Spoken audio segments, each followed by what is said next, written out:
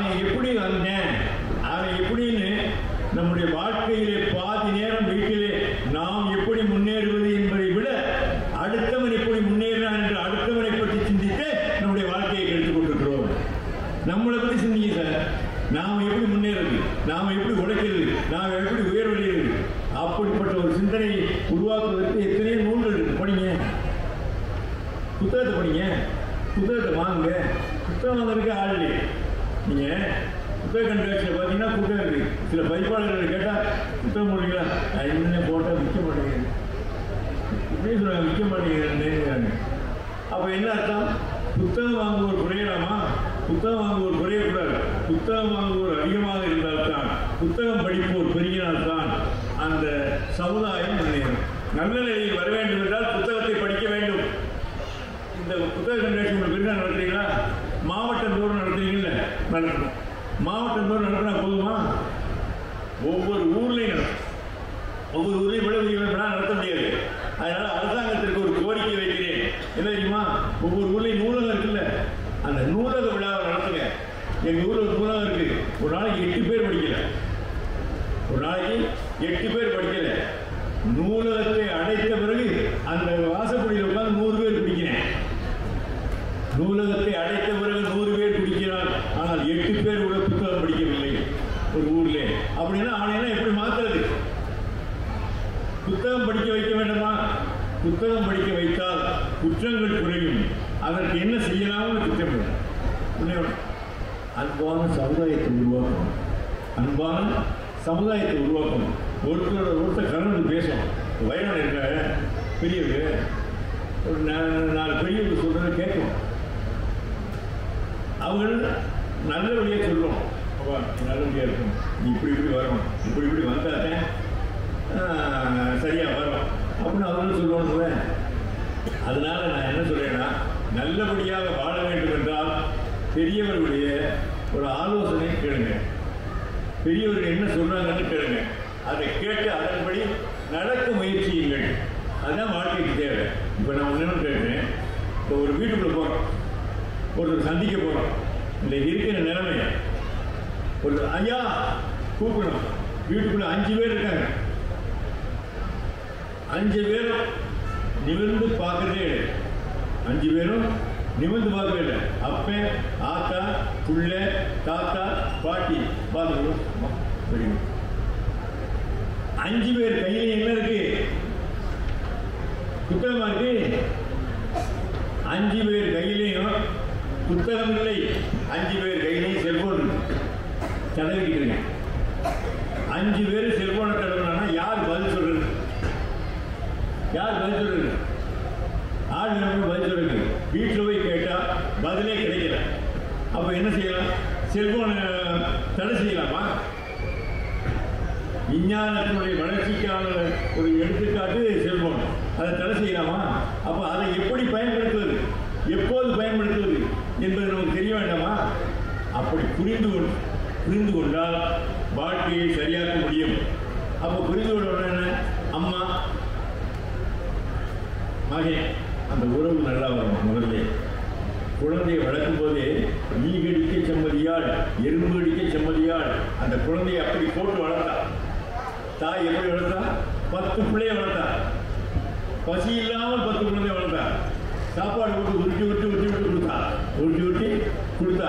கொடுத்த பிறகு அவங்க சாப்பிட்டு படித்தாங்க. படித்த பிறகு எல்லாரும் வேலைக்கு போனேன். 10 பிள்ளையும் சேர்ந்து ஒரு ஆத்தாளை காப்பாற்ற முடியாமல் முதியோர் இல்லத்திலே கொண்டு போய் விட்டானே, இதை விட கொடுமை எங்கே இருக்க முடியும்?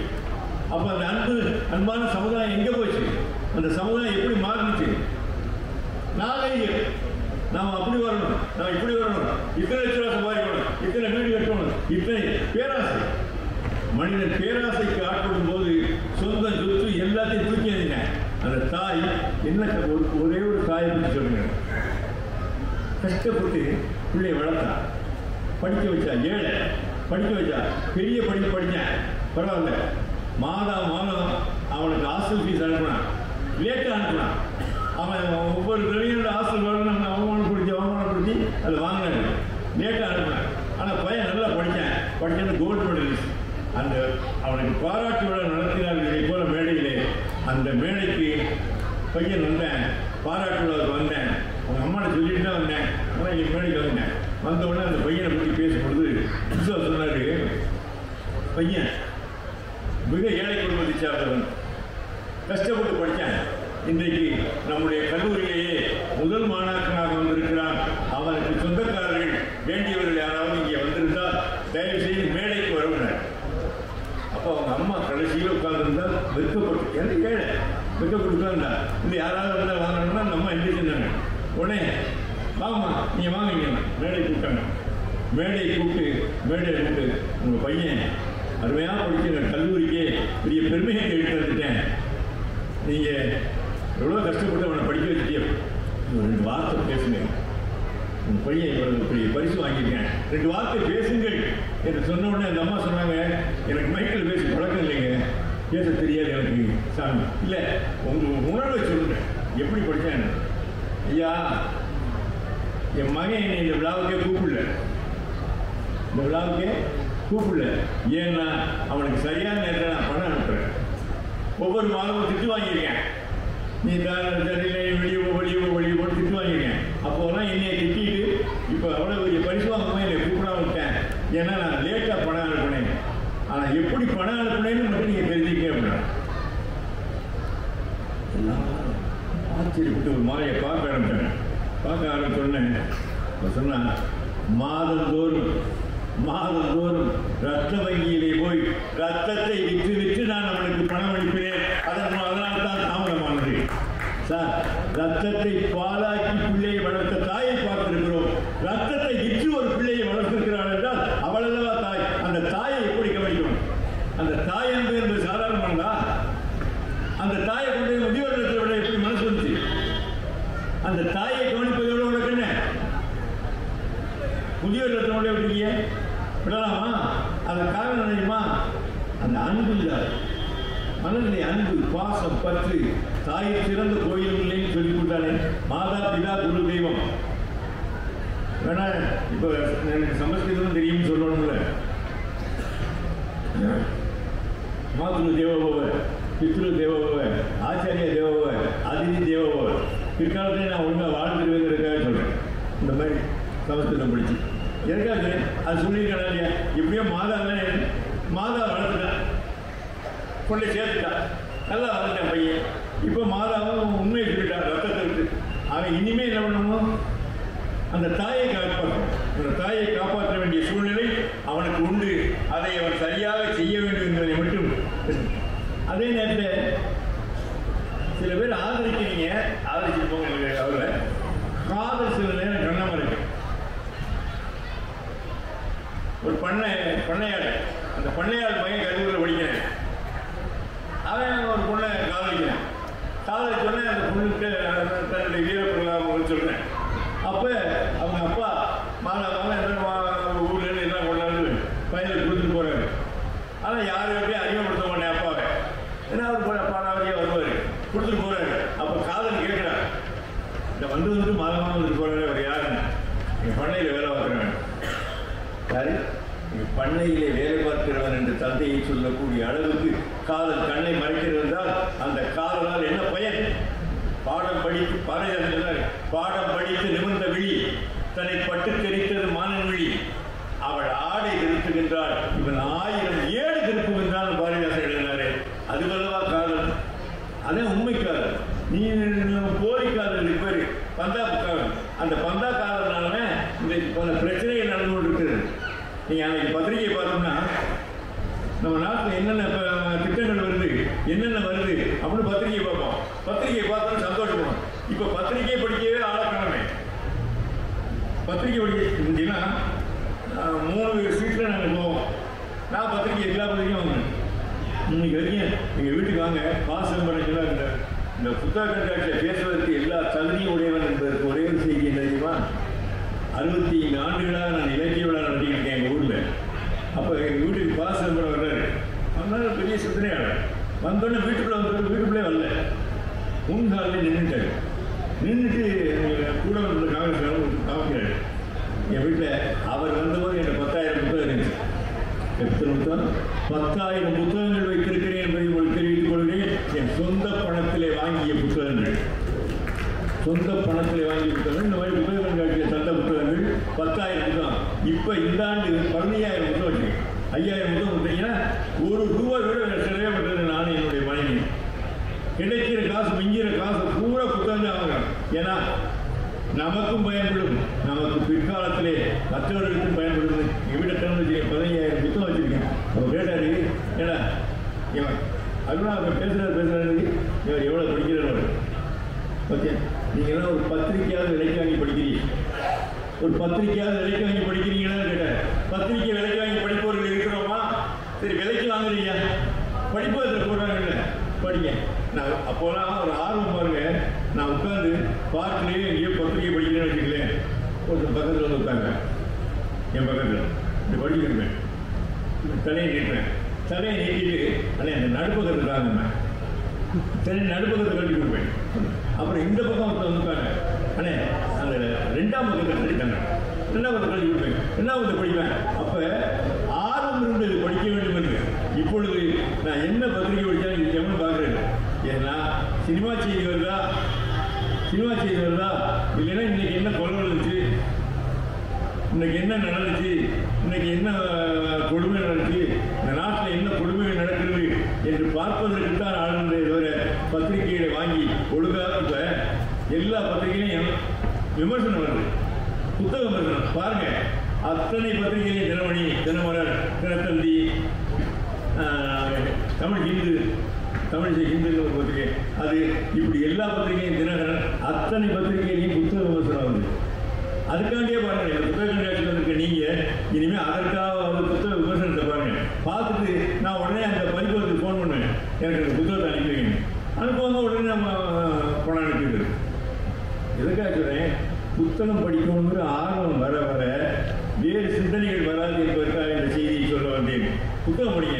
ஏன்னா நான் ஒரு சாதாரண கவிஞன், ஒரு 15,000 புத்தகம் வச்சுருக்கேன். நான் ஒரு லைப்ரரியே வச்சுருக்கேன்னா என்ன அர்த்தம்? புத்தகம் தான் நம்மை காப்பாற்றும். புத்தகத்தை தவிர வேறு எதுவும் நம்மை வளர்க்காது, நிவர்க்காது, பயன்படாது. அதனால் புத்தகத்தை வாங்குங்கள், புத்தகத்தை படியுங்கள். அடுத்தது புத்தகத்தை படித்தா நமக்கு ஒன்று வரும். மகாகவி பாரதி சொன்ன மாதிரி, எவனை பார்த்தாலும் ஒரு செய்தி சொல்லுவான், பகை. யாரை பார்த்தாலும் ஒரு பகைனை, அவனை தொலைக்கணும், அவனை ஒழிக்கணும், இவனை தோக்கடிக்கணும், இவனை பண்ணணும். இன்றைக்கு அதிகமாக இருப்பீங்க. ஒரு சென்னையில் வந்து இறங்கிட்டு யார்த்தையுமே பேச பயன்படுது. எனக்கு நான் கிராமத்தாங்க வர்றோமா, யார்த்தையும் பேச பயன்படுது. ஏன்னா எவங்க கையில் கட்டி இருக்குமோ, எவங்க கையில் என்ன இருக்குமோ, எப்போ குத்த போகிறானோ, எப்போ வெட்ட போகிறானோ, இதான் வாழ்க்கை. யாரிடம் சுதந்திரமாக பேசக்கூடிய அளவுக்கு தம்பி அந்த சுதந்திர கட்சிக்கு போகிற வழி என்ன? தெரிஞ்சா போக கட்டணா போயா, தெரிஞ்சா போக தெரியல போயாங்க. அவன் சொன்ன வார்த்தை நமக்கு விளங்கலை, ஆனாலும் அவங்க ஏண்டா பேசணும்னு வருது. ஏன்னா அவங்க வச்சிருக்கிறதா, அவன் வச்சிருக்க முடி, அந்த அதாவது சட்டத்துக்கு புறமான எல்லா செயலையும் செய்யக்கூடியவர்கள் வர வர பெரிய இருக்கிறார்கள் தான் என்ன காரணம்? நீங்கள் என்ன செலவழித்து கல்விக்காக செலவழித்தாலும் ஒரு வகுப்பு நடக்கும். இப்போவே இன்னைக்கு சொல்கிறேன், இப்போவே செய்ய செஞ்சு அரசாங்கம் செய்ய வேண்டும். நீதிநெறி வகுப்பு என்று நாங்களெல்லாம் படிக்கும் போது இருந்தது. நீதிநெறி வகுப்பு ஒரு 3/4 மணி நேரம். சில நேரம் அது தமிழ் வாத்தியார், சயின்ஸ் வாத்தியார் கேட்டு கேள்வி வாங்குவாங்கன்னு வச்சுக்கேன். ஆனால் நீதிநெறி வகுப்பு இல்லை. இப்போ சரி, மாணவனுக்கு நீதிநெறி வகுப்பு வச்சா நான் சொன்னேன், சந்தோஷம், பாராட்டுறேன். வாத்தியாருக்கு ஏன்னா 2 பொம்பளை பிள்ளைய போட்டியை கூட்டி வர்றாரு, 17 வயசு பிள்ளை, 14 வயசு பிள்ளை. ஒரு வாத்தியார் நம்பி அனுப்புறதை விட உலகத்தில் யாரை நம்பி அனுப்பலாம்? ஆசிரியரை விட ஒரு பாதுகாப்பு உண்டா குழந்தைக்கு? பெற்ற தாய் தந்தையை விட குருதான தெய்வம், மாதா பிதா குரு தெய்வம். தெய்வத்துக்கு முன்னாடி அவர் தானே இருக்காரு. அந்த தெய்வத்தை நம்பி விட முடியவில்லை என்றால், அந்த தெய்வத்தை நம்பி விட முடியவில்லை என்றால் யாரை நம்பி விடுறது?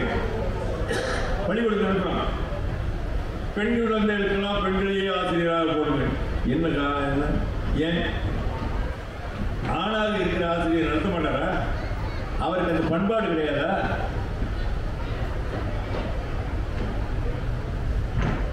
இப்போ பையனுக்கு சொல்லிட்டேன், மாணவனுக்கு சொல்லிட்டேன், அவனை திருக்குறளுக்கு நீதிநெறி வகுப்பு வைக்கணும். வாத்தியாருக்கு என்ன நெறி வகுப்பு வைக்கிறது? கழுத்த நெறி வகுப்பு வைக்கிறது தெரியாம. மாணவனுக்கு நீதிநெறி வகுப்பு இப்படி தப்பு செய்கிற வாத்தியாருக்கு தண்டனையே சரியில்லையே சார். நீங்கள் தயவுசெய்து சொல்கிறேன், அநியாயங்களை கண்டிப்பதற்கு தண்டனைகள் கடுமையாக்கப்பட வேண்டும்.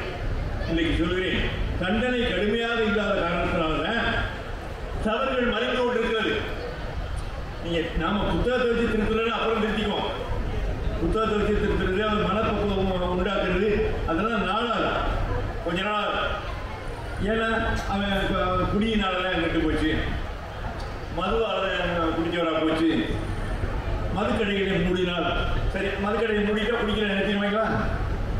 இங்க சவால் விடுறேன், மதுக்கடை நாளைக்கு மூடப்படுகிறது.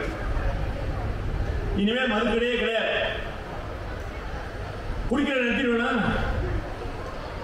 எல்லாரும் குடிக்கிற நிறுத்திடுவேன்னு சொல்லுங்க. மதுக்கடையை அவங்க அடைப்போம். பக்கத்தூர்ல இருக்கையா, இந்த பக்கம் இருக்கு, அந்த பக்கம் இருக்கு, அங்க இருக்கு, போய் வாங்கி வந்துடுவேன். இல்லைன்னா டீப்புல வயக்காட்டுக்குள்ள கள்ளச்சாராயம் தயார் பண்ணிடுவேன். அப்புறம் குடிச்சு வரட்டிகிட்டே இருக்கும். சார், மதுக்கடையை அடைப்பதனாலே மதுவிலக்கு வெற்றி அடைந்ததாக அர்த்தம் அல்ல. மதுவை குடிப்பதை எப்பொழுது மனிதன் நிறுத்துகிறானோ அப்பொழுதுதான் அது வெற்றி அடையும். அதுவரையில் மதுவை நீங்கள் ஒழிக்கவே முடியாது. இந்த குற்றச்சம்பவங்களை ஒழிக்க முடியாது. அப்ப என்ன பண்ணணும்? மதுவை நிறுத்துவதற்கு, மது குடிப்பதை நிறுத்துவதற்கு இந்த புத்தகங்கள் வாயிலாக என்னென்ன செய்திகள் கிடைத்திருக்கிறதோ அதை செய்யுங்க. நானே ஒரு புத்தகம் போனேன், போதையின் பாதையில். இப்ப தினம் முதலமைச்சர் வந்து தொலைக்காட்சியில் பேசுறாரு, போதையின் எடுத்தோடனே அவர் வந்தோடனே போதையின் பாதை சரி, அந்த பாதையை விட்டு நீங்கள் விலக வேண்டும் சொல்றாரு. நான் 1992 போட்ட புத்தகம் போதையின் பாதையின் 92ஆம் வருஷம் போட்டேன். இந்த புத்தகத்துக்கு என்ன தெரியுமா சிறப்பு? பூலம் பத்திரிகையில் விமர்சனம் வந்துச்சு, புதுத்தகம். அப்ப நடுப்பக்கத்துல எப்பவுமே திரைப்பட நடிகைகள் அந்த மாதிரி படங்களை போடுவாங்க அவங்க. அது ஒரு பொழுதுபோக்கு. நடுப்பக்கத்தில் என்னுடைய புத்தகத்தை போட்டு இதே அட்டைப்படத்தை போட்டு 1992ஆம் வருஷம் எழுதினார். நாங்கள் ஒரு வரி எழுதினேன், கண்ணதாசனுக்கு போட்டால்தான் பாட்டு வரும் என்றார்கள். கண்ணதாசனுக்கு போட்டால்தான் பாட்டு வரும் என்றார்கள். நானும் தான் போட்டு பார்த்தேன். வாந்தி வந்ததென்று ஒரு வரி எழுத முடியலையே, எழுதியிருந்தேன். இந்த பாட்டு அப்படி போட்டாங்க சார். கூதத்தில் போட்டு சொன்னாங்க, போதைக்கு ஆட்பட்டு திருந்திய கவிஞரின் குரல் அப்படின்னு போட்டேன் கீழே. எனக்கு வெக்கங்கள், நான் போதைக்கு ஆட்பட்டுனாலும் உங்களுக்கு தெரியாது, இப்ப திருந்திக்கனாலும் உங்களுக்கு தெரியாது போட்டுனாங்க. எனக்கு சந்தோஷம், திருந்திட்டேன்னு போடுறாங்கன்னு. அப்புறம் தான் நான் திருந்தினேன். புத்தகம் உண்மையை பேசுறேன்னா, நான் கண்ணதாசனோட 15 வருஷம் ஒன்றா தெரிஞ்சேன். உள்ளதை சொல்வேன், சொன்னதை செய்வேன், வேறொன்றும் தெரியாது, உள்ளத்தில் உள்ளதை வார்த்தையை மறைக்கும் கள்ளமறியல் நான் என்று எழுதிய மகா கவிஞர் கண்ணதாசன். பொய்மையே இல்லாத, நான் சந்தித்த மனிதர்களில் பொய்மையே இல்லாத மாபெரும் மனிதர் கண்ணதாசன். மகாத்மா காந்திக்கு பிறகு சத்திய சோதனையில் எப்படி மகாத்மா காந்தியடிகள் உண்மைகளை எழுதினாரோ அதை போல உண்மைகளை எழுதியவர் கண்ணதாசன், உண்மைகளையே பேசியவர். அதனால்தான் எனக்கு இன்றைக்கும் ஞான குருவாக வழங்கி கொடுத்தார். மறைந்து எத்தனையோ ஆண்டுகள் ஆனாலும் ஞான குருவாக இருக்கார். அதுதான். அதனால நான் என்ன சொல்றேன்னா, கண்ணதாசன் சொன்னாரு போதை எல்லாம் சொல்லிட்டுனா சொன்னவர், அந்த போதையை எப்படி நிறுத்தினேன் நானும் ஆரம்பிச்சு வந்தேன். இப்போ அரசாங்கத்துக்கு ஒரு கோரிக்கை விடுக்கிறது நான் இன்னைக்கு வந்திருக்கேன். நான் குடிக்காத இல்லை, யாரையும் குடிக்காதீங்க போவீங்க அப்படின்னு சொல்றேன்னா எனக்கு எல்லா தகுதியும் இருக்கு குடிக்காதீங்கன்னு சொல்றது. ஏன் தெரியுமா? தயவு செய்து பண்பாட்டு மையம் என்று ஒரு எத்தனையோ கமிட்டி ஆரம்பிச்சிட்டாங்க தமிழக அரசுல. வரிசைக்கு ஆன்மீக துறையில் ஆரம்பிச்சிருக்காங்க, பல்வேறு துறையில் தமிழ் வளர்ச்சி துறையில் ஆரம்பிச்சிருக்காங்க. இப்ப பணியன்போடு கேட்டுக்கிறேன், பண்பாட்டுத்துறை என்று ஒன்றை ஆரம்பியுங்கள். பண்பாட்டுத்துறை என்று ஒன்று ஆரம்பியுங்கள். அதில் யார் வேணாலும் தலைவராக பிரியார்கள். ஆனா தமிழ்நாடு முழுவதும் வந்து மதுவிலக்கு பிரச்சாரம் செய்வதற்கு நான் இலவசமாக சுற்றுப்பயணம் செய்ய தயாராக இருக்கிறேன் என்று தமிழ்நாட்டில். ஏன்னா மதுவிலக்கு வந்தால்தான் இனி நம்முடைய தமிழகத்தை காப்பாற்ற முடியும். மதுவிலக்கு வர வேண்டும். நீங்க மதுக்கடை அடைக்கிறேன்னு சொல்ல, மதுக்கடைக்கே நான் வரல. நான் கேட்கிறேன், புத்தகங்களை திறந்து வச்சிருக்கேன். எவ்வளவு பேர் புத்தகம் வந்து வாங்க? புத்தகம் எவ்வளவு பேர் வாங்குறாங்க? புத்தக கடைக்கு புத்தகங்களை திறந்துட்டு ஒரு 10,000 பேர் விழுகிறாங்க. கண்காட்சிக்கு வர்றாங்க. சரி, வருஷத்துல ஒரு நாள் பண்றாங்க, ஒரு வாரம் பண்றாங்க, நம்ம போய் வாங்கணும். ஒரு அதிசயமான விஷயமா இருக்கு. சென்னையில எவ்வளவோ அநியாய அக்கிரமம் அங்க நடந்துகிட்டு இருக்கு. ஒரு அறிவுபூர்வமான செயல்களை செய்து கொண்டிருக்கிறார்களே என்று வர்றாங்க. ஆனா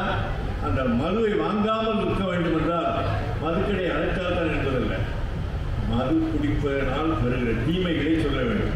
நீனே குடிச்சிருக்க, நீ எப்படி சொல்லலாம்னு நீங்க கேட்கலாம். நீங்க கேட்கணும். நீ தான் குடிச்சிருக்க, உன்னை பற்றி எழுதியிருக்காங்க, அப்புறம் நீ எப்படி மதுவிலக்கு பிரச்சாரம் பண்ணலாம்? பாக்கியார் பத்திரிகை நினைச்சு பாக்கியராஜ் அருமையான சிந்தனையாளர். அவர் ஒரு கேள்வி வருது, அந்த பாக்கியாவில் கேள்வி வருது, பலம் எது பலகீனம் எதுன்னு கேட்டாங்க. ஒரு கேள்வி கேட்கிறாங்க, பலம் எது பலகீனம். அப்ப பாக்கியார் சொல்றாரு, பாக்கியராஜ், பலத்தை பலகீனமாக்கி பலகீனத்தை பலமாக்கிய ஒரு நிகழ்ச்சி இருக்கிறது, உங்களுக்கு போடுகிறேன். போட்ட நிகழ்ச்சி என்னன்னா 1975 சிலம்பு செல்வர் மாப்போஜி தலைமையில் ஒரு குடும்ப நலத்திட்ட பட்டிமன்றம் நடந்துச்சு கலைவாணர். அதில் கண்ணதாசன் ஒரு அணித்தலைவர், திருக்குறள் முனுசாமி, நீங்கள் வயதானவர்கள் தெரியும், திருக்குறள் முனுசாமி ஐயா ஒரு அணித்தலைவர். நான் கண்ணதாசனுக்கு எதிரணியில் பேசுகிறேன். நாட்டிற்கா குடும்பத்திற்கா குடும்ப நலத்திட்டம் பயணிக்கிறது பேசுகிறேன். கண்ணதாசன் பேசிட்டார். கண்ணதாசன் பேசின பிறகு அவரை மறுக்க வேண்டிய பொறுப்பு எனக்கு.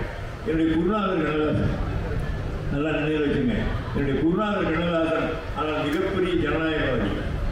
என்னுடைய குருநாதர் கண்ணதாசன் மிகப்பெரிய ஜனநாயகவாதி, எதிலையுமே சமத்துவமாக நடத்துவார், எல்லாருமே சமத்துவமாக நடத்துவார். அத்தனை வேலை அதுக்காக ஒதுக்கி விட்டு போக மாட்டார். இஷ்டம்னா வா அப்படின்பார்.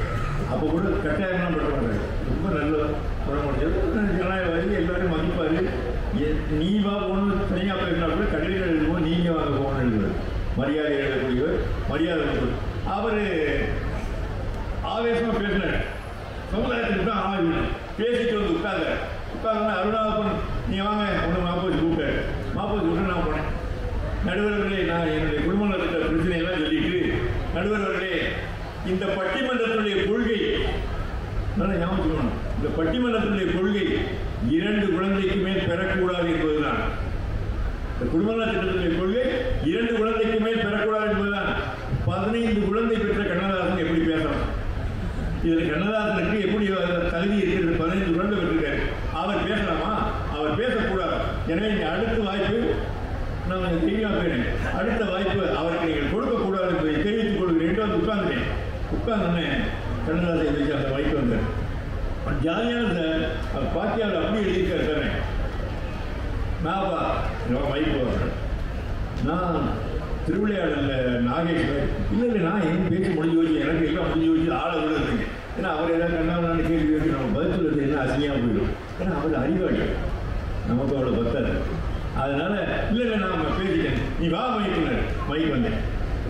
உனக்கு எத்தனை பிள்ளை போடுறேன்? உனக்கு சார் இதெல்லாம் ஒரு நடந்த நிகழ்ச்சியை கேட்டு சந்தோஷமா இருக்கேன். உனக்கு எத்தனை குழந்தைங்க? நான் 2 பிள்ளைங்க. நடுவர் அவர்களே, 2 குழந்தைக்கு மேல் பெற்றால் என்ன தீங்கு வரும் என்பதற்காக உள்ள நிகழ்ச்சி தான் இந்த நிகழ்ச்சி. 2 குழந்தைக்கு மேல் பெற்றால் என்ன தீங்கு வரும் என்பதுதான். நான் 15 குழந்தை பெற்றேன். 2 குழந்தைக்கு மேல் பெற்றால் என்னென்ன கஷ்டங்கள் வரும்னு எனக்கு தெரியும். இவன் 2 குழந்தை பெற்றிருக்கேன், இவனுக்கு தெரியாது. அதனால இவனை எல்லாம் இந்த மாதிரி மேடையில் ஏற்றாதீங்க. அப்போ பலகீனமானது பலகீனம் பலமானதா? அப்போ 15 குழந்தை பெற்ற அனுபவசாலி அது பேசலாம் என்றால் இப்பொழுது மதுவிலக்கு பிரச்சாரம் செய்வதற்கு தமிழ்நாட்டிலேயே தகுதி உள்ளவர் நான் தான் என்பதை உங்களுக்கு தெரிவித்துக் கொள்வேன். அதனால எவ்வளவு துன்பப்பட்டிருக்கும் தெரியுமா? எவ்வளவு துன்பப்பட்டிருக்கும் தெரியுமா? தாய் மதிக்க மாட்டார், மனைவி மதிக்க மாட்டார், குழந்தைகள் மதிக்க மாட்டார்கள், பக்கத்து வீட்டுக்காரர் மதிக்க மாட்டேன். ஆனால் நேர பார்க்கும்போது சந்தோஷமா இருப்பேன். நம்மகிட்ட காசு வாங்கிட்டு குடிப்பாங்க, நம்ம கொஞ்சம் அதிகமாகிட்டா அப்படி உட்கார்ந்து இருப்போம். போற வழிதான் சொல்லுவாங்க, குடிச்சுட்டு உட்காந்துருக்கேன் பாருங்க, இவனுக்கு தான் குடிச்சிருக்கேன், அது நம்மளோட காசுல குடிச்சிருக்கேன், நம்மள அவமானப்படுத்தேன், கேவலப்படுத்தேன். எவ்வளவு கேவலம் தெரியுமா? ஏதோ மது குடிக்கிறது பெரிய பெருமை நினைச்சுட்டு இருக்காங்க. மது குடிப்பதை விட கேவலம் உலகத்திலே கிடையாது. என்றால் மதுவை குடித்த பிறகு மாதுவை தேடு. மாது கிடைக்கவில்லை என்றால் தகராறு, தகராறானால் கொலை விழும். மதுவால் மாது, கொலை, சூது அத்தனையும் விளைகிறது என்றால் ஒரு மதுவால் இந்த உலகத்திலே உள்ள அத்தனை அநியாயங்களும் நிகழ்ந்து கொண்டிருக்கிறது. எனவே ஒழிக்கப்பட வேண்டிய முதலில் மதுதான், ஒழிக்கப்பட வேண்டிய மதுதான். நீங்க இந்த யாருக்கோ ஒருத்தருக்கு வருமானவர்களுக்காக நினைத்து போகணும் இருக்கிறது நான் பேசுறேன். மது ஒழிப்புக்கு நான் வர்றேன்.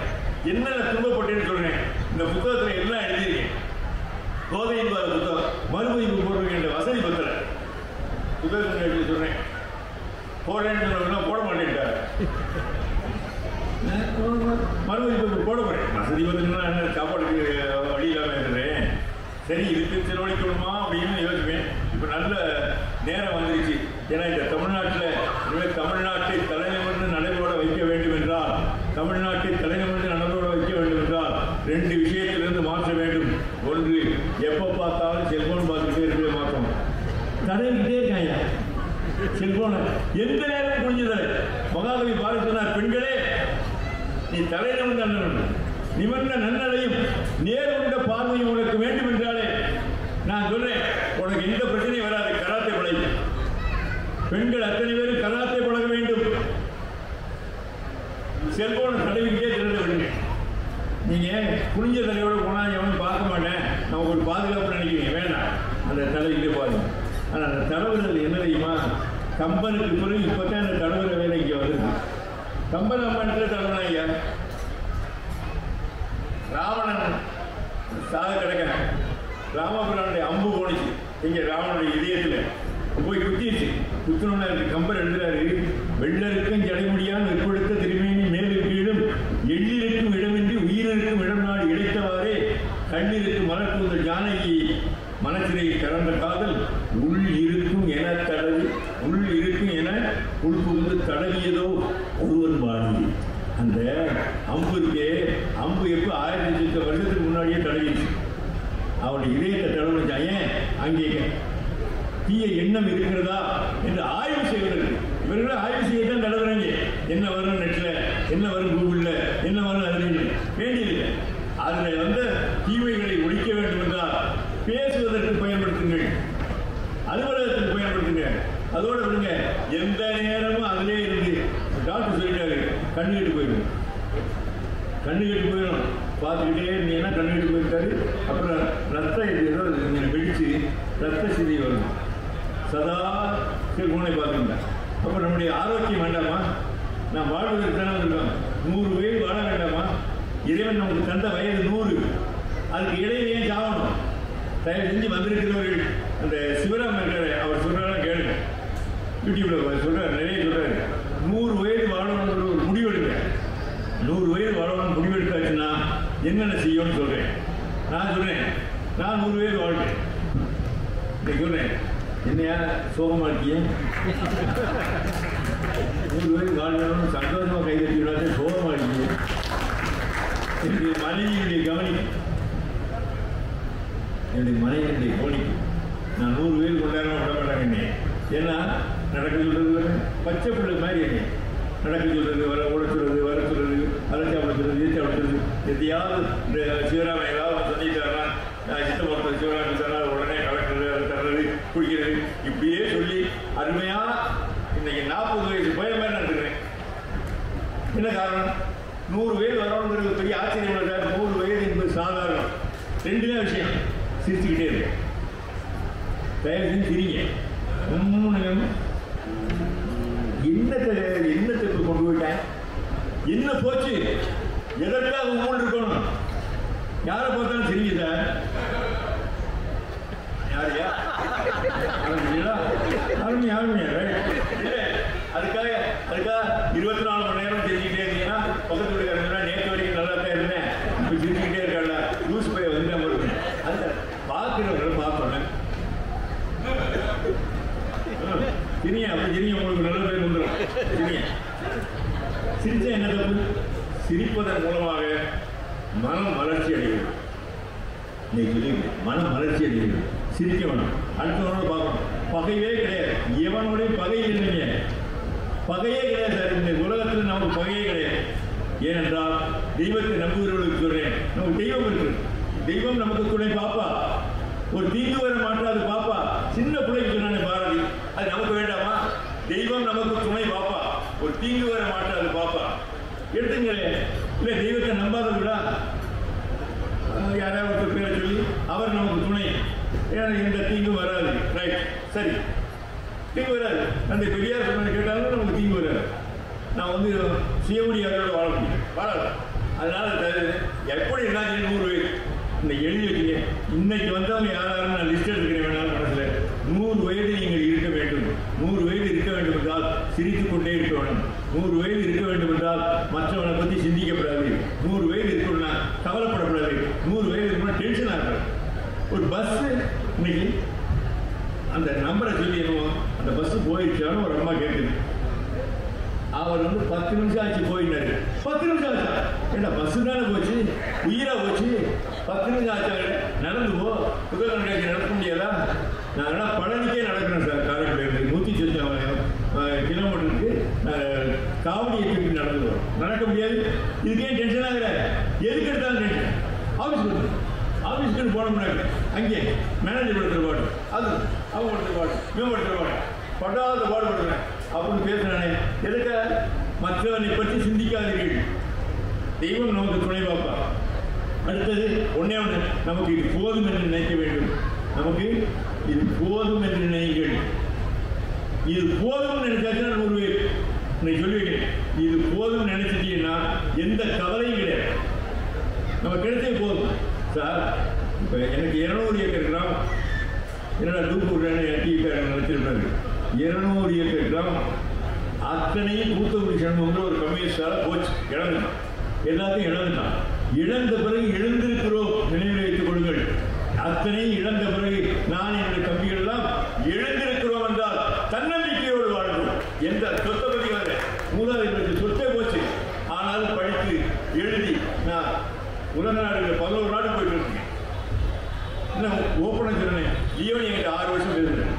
ஞானசம்பந்தம் 3 வருஷம் பேசுகிறாரு. இன்னும் எத்தனையோ பேச்சாளர்களுக்கு நான் நல்லதாக பேசுனேன்.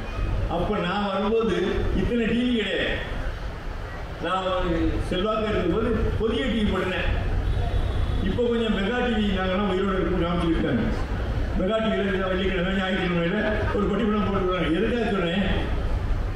மீடியாவில் வந்தால் தான் பெரியான்னு நினைக்கிறீங்க. தயவு செஞ்சு படிங்க. எழுதியிருக்காங்க பத்திரிகைகள். என்ன பண்ணி எல்லா பத்திரிகைகளுமே நிறைய கட்டுரைகள் இருக்கு. இலக்கிய சாதாரண உள்ள டெய்லி பத்திரிகைலாம் இலக்கிய கட்டுரைகளாக வந்து கொண்டிருக்கின்றன. அதை படியுங்கள். படிப்பு ஒன்றுதான் நம்மை காப்பாற்றும். படிப்பு ஒன்றுதான் நம்மை உயர்த்தும். அதனால மதுவிலக்கிற்கு நான் தயாராக இருக்கிறேன். தயவு செஞ்சு யாராவது குடிச்சா கூட சொல்லுங்க. குடிக்காதப்பா, உடல் வந்து போயிடும், சிரமப்பட்டுருவேன், செத்து தொலைஞ்சிருவேன், உன்னை நம்பி புள்ள ஊட்டி இருக்கு, காரியத்தில் மனைவி இருக்கா, உன்னை நம்பி புள்ள ஊட்டி இருக்கு, நீ வாழ்ந்தாத்தான் வாழ முடியும் என்று அவர்களை சொல்லி திருத்துங்கள். அடுத்து தண்டனைகள் கடுமையாக வேண்டும் என்று அரசாங்கத்தை பணியோடு கேட்டுக்கொள்கிறேன். துபாயில் போய் இறங்குற நானும் சாதாரண போய் எவ்வளோ நான் எப்படி பார்த்தீங்கன்னா 5 மினிட்ஸ் அப்படிங்க சொல்ல முடியாமல் நோ படிக்கும். இது ஒரு டெக்னிக். அவ்வளோ 5 நிமிஷம் சாரி. துபாய் போய் இறங்கணும். ஏன்னா நானும் வெளிநாட்டுலாம் போனேன்னு இப்போ தான் சொல்லிருக்கு. துபாய் போய் 4 சாதாரண போய் நிறைய ஜேசெல்லாம் போய் இறங்கணும். ஏன்னா அப்போ அந்த கையெல்லாம் போனேன். நான் இப்போ ஒருத்தர் கேட்டேன். என் கை ஏதாவது ஆக்சிடென்ட் ஆகும். காதுக்குள்ள சொல்கிறாரு, ஒரு பொண்ணை தவறாக கையை பிடிச்சி எடுத்துட்டேன், இந்த நாட்டு சட்டப்படி கை வெட்டப்பட்டதுங்க. என்ன கூட 15 நாள் இருக்கேன், இப்படி கையை பிடிச்சேன். 15 நாள் தெரியாதனமா கை வெட்ட நம்ம கை வெட்டிட்டு வரீங்க. அப்போ சட்டம் கடுமையாக விட கையே ஆட்ட மாட்டேங்கிறேன். எங்கே நான் வாழாட்டுறது? எங்கேயா வாழாட்டுறது? கடுமையான சட்டம். சிங்கப்பூரில் எழுத்தாளர் தலைவர் ஆண்டிய வீட்டில் உட்காந்துருக்கோம். கவிதை நான் எழுதினேன். கவிதை நான் என்ன ஆசிரியரியா கண்ணதாசனா எழுதி கிழிச்சு நினைத்து போட்டேன். அப்போ மாடியில் காய்கறி வீடு விழுந்து உடனே அண்ணன் ஆண்டியை பண்ணி சொன்னாங்க, ஐயோ கவிஞர் என்னன்னு வெளியில் ரோட்டில் போடாங்க அப்படின்னு ஒரு ஆளை வந்து அதெல்லாம் எடுத்தாச்சாங்க. நான் கேட்டேன், ஏன் காகிதத்தை ரோட்டில் போட்டால் என்ன தப்புனேன்? அவர் சொன்னார், எங்கள் நாட்டு சட்டப்படி 50 வெள்ளி அபராதம். 50 1000 ரூபா. ஒரு காகிதத்தை குப்பையை ரோட்டில் போட்டால் 1000 ரூபா அபராதம் என்றால் கேரளாவுடைய கழிவுகள் இங்கே வந்து கொட்டப்படுமா? கொட்டப்படுமா? சட்டம் கடுமையாக இருக்கும். தயவு சொன்னேன், சட்டம் கடுமையாக இருந்தால் குற்றம் குறையும். சட்டத்தை கடுமை. அதுக்கப்புறம் நாங்கள் இங்கே இருந்து 15 நாள் இருந்தேன். பேப்பரை பூரா அள்ளி சாமான்லாம் கட்டுவோம்ல, அப்போ கட்டும்போது அந்த குப்பையெல்லாம் அள்ளி கட்டிக்கிட்டு வந்தேன். அப்போ ஆண்டியவன் கேட்டால், ஏன் இது என்ன பண்ண போயிருந்தேன்? நீங்கள் நான் மீனப்பாக்கம் விமான நிலையத்தில் 2 கூட்டுவேன். இது வந்து 2 நாள் சுதந்திரம்னா இவ்வளவு மோசமா போச்சா? அதனால தயவு செஞ்சுடுறேன், தயவு செய்து நேற்றைய தினம் ஒரு தீர்ப்பு வந்தது. அந்த நீதிபதியினுடைய வணக்கத்தை சொல்லி தூக்கு தண்டனை கொடுத்திருக்கிறார்கள் ஒரு குற்றத்திற்கு. அவர்களை நான் பாராட்டி வணங்குகிறேன். இதே போல தண்டனை கொடுத்தால் குற்றம் குறையும். எப்படியாவது தப்பிக்கிறானே. காவல்துறை அதிகாரி காவல் நிலையத்துக்குள்ள உட்கார்ந்துருக்காரு. ஒரு பெண் போலீஸர் கங்கை வச்சிருக்காரு. எல்லாரும் கட்டணும்னு அவர் இருந்தாங்க. கடைசி அவருக்கு என்ன தெரியுமா தண்டனை? ஆயுதப்படைக்கு மாற்றிருக்காங்க. ஏன்னா ஒரு ஆயுதத்தை தீட்டு இருக்கேன், ஆயுதப்படைக்கு மாத்திரதா சஸ்பெண்ட் டிஸ்மிஸ் பண்ண வேண்டாமா? தயவு செஞ்சு இது போன்ற குற்றச்செயல்களுக்கு மன்னிப்பே கிடையாது என்று சொல்லி மகாத்மா காந்தியுடைய நாடுதான் இது, மன்னிக்க வேண்டிய நாடுதான் இது. ஆனால் ராமபிரானை போல குற்றம் செய்தவன் பகைவனாக இருந்தாலும் நல்லவனாக இருந்தாலும் வேண்டியவனாக இருந்தாலும் அவனுக்கு தண்டனை கடுமையாக கொடுத்தால் நிச்சயமாக நம்முடைய நாட்டிலே நியாயங்கள் பிறக்கும், நல்லது விளையும். நாம் நூற்றாண்டு காலம் நலமோடு வாழ முடியும், மகிழ்ச்சியோடு வாழ வேண்டும் என்றால் சட்டத்தை கடுமையாக்குங்கள், மதுவிலக்கு சட்டத்தை கொண்டு வாருங்கள், மதுக்கடைகள் இருக்கட்டும். நான் வீதிக்கு வீதி வருகிறேன், வீட்டுக்கு வருகிறேன். யாரும் குடிக்கிறானோ அதை அடிச்சாலும் பரவாயில்ல, நான் போய் சொல்றேன், இன்னும் கஷ்டப்பட்டுக்கோயா, தயவு செஞ்சு குடிக்காதே, படி, புத்தகத்தை வாங்கி. எனவே படிக்க வேண்டும், புத்தகங்களை படிக்க வேண்டும். ஒவ்வொரு கிராமத்திலேயும் நூல் நிலையத்திலே போய் புத்தகம் படிக்க வேண்டும். அப்படிப்பட்ட உணர்ச்சியை உண்டாக்க வேண்டும், எழுச்சியை உண்டாக்க வேண்டும். புத்தகம் வாங்கினா 200 ரூபாய்க்கு பாட்டில் வாங்குறியா? வாங்காதே, 200 ரூபாய்க்கு புத்தகத்தை வாங்கு. நீ படித்துப்பா, நீ திருந்துவாய். உன்னை திருத்துகிற ஒன்றே ஒன்று, இந்த உலகத்தில் இருக்கிற மக்களை எல்லாம் திருத்துகிற ஒன்றே ஒன்று புத்தகம் தான், புத்தகம் தான் என்று சொல்லி புத்தகத்தை வாங்கிக் கொள்ளுங்கள்.